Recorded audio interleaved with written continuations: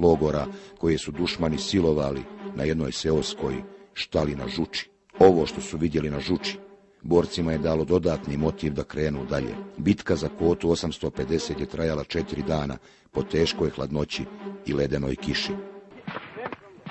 U isto vrijeme dok se vodila presudna bitka za Kotu 850, 8. decembra i Gazije Safeta Zajke osvajaju Vis.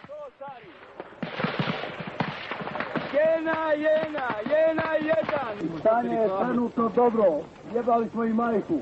Znači, zašto mi malo vikend? Predajte se, čestiti, nemojte ih baba ginuti! Predajte se!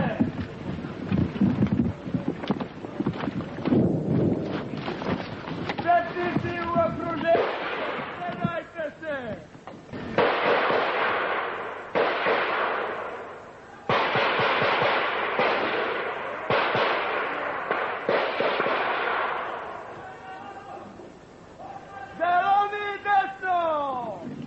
Pripremi se za juriš!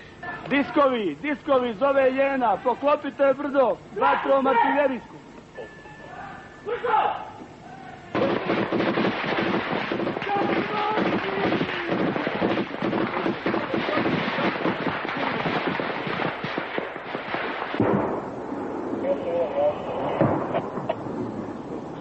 Slušajte me vi, priđite gore, veli.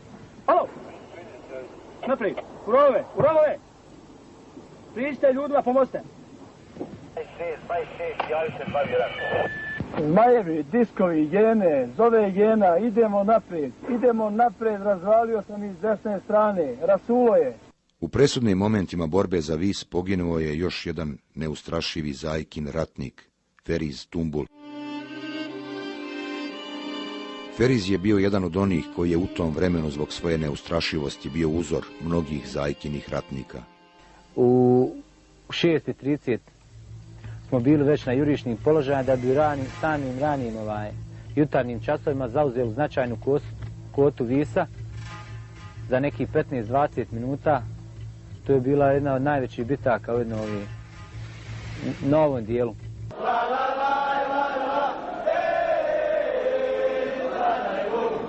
Pala je Kota 850, pao je Vis. Komandanti Šehović i Zajko ne miruju. Na redu je Golo Brdo. Svaki minut što je više ostavljamo, sve je loše za nas. Ponovo prisustvujemo ovdje veličanstvenoj bitci za Golo Brdo.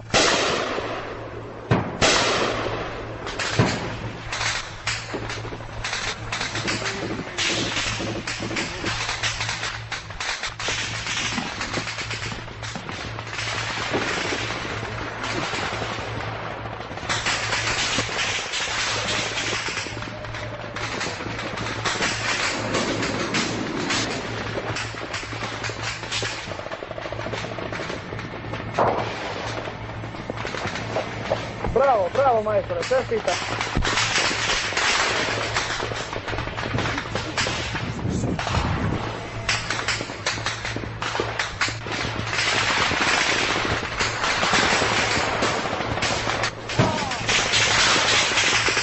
Imali smo ranjenih ljudi, ali niko se nikog nije opasao. Samo smo išli naprijed. 15. je decembar 1992. godine. Golo Brdo je osvojeno.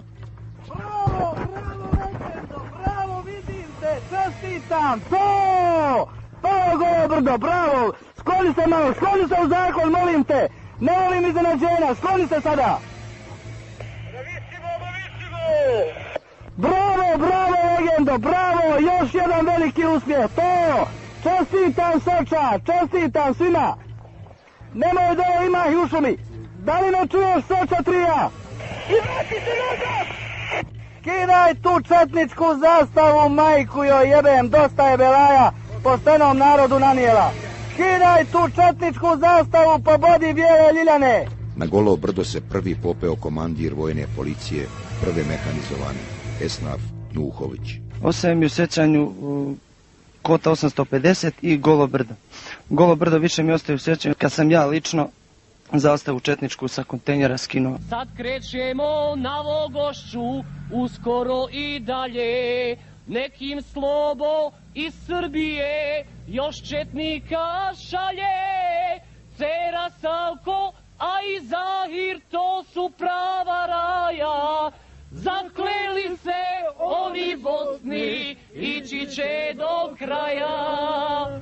Operacija Žuč ide dalje. Nakon Golog brda na redu je kota 772, u narodu Bogošćanskog kraja poznata kao Mujkića brdo. Genijalnom akcijom Hakije Mrše, komandira čete Ugorsko, veći dio kote je bio oslobođen za svega 15 minuta.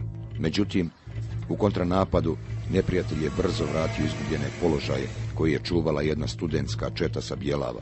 Hakija Mršo se zakleo 27. decembra navečer da će sutradan ponovo osvojiti Mujkića brdo ili poginuti.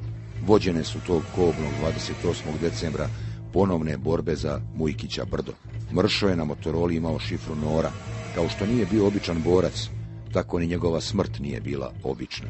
Sudbina je htjela da Mršu pogodi geler granate u momentu dok je Motorolom najavljivao konačni juriš na kotu 772.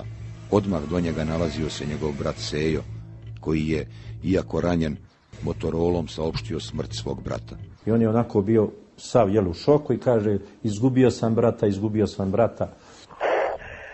Oganj! Moramo se naći, oganj, hitno! Molim te, sve ćeš dobiti, slušaj me! Sjećam se da govorio, idemo sad svi gore na Mujkića, idemo na Mujkića brdo. Dajte svi Noru jedan! Idemo direkt gore! Idemo direkt gore! Sjećam se da je rekao, ranjen sam i ja.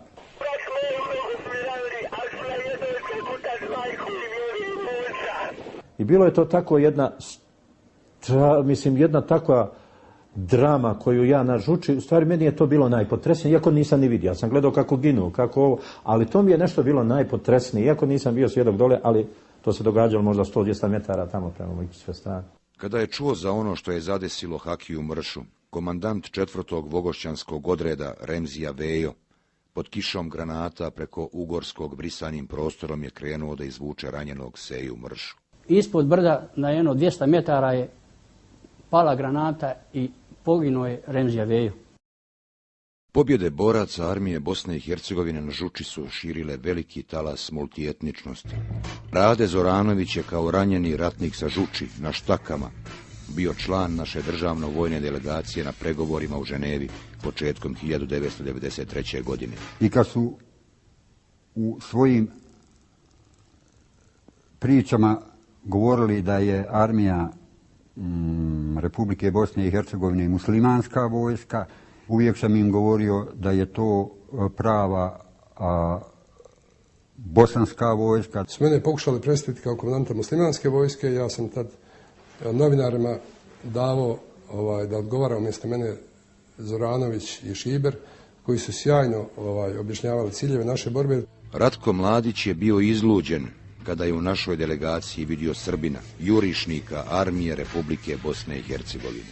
Onda je on nije mogao mirno sjediti, on je ustajao s one stolice i pomjerao stolove, obzirom da je onako ugojen, crven, bučan.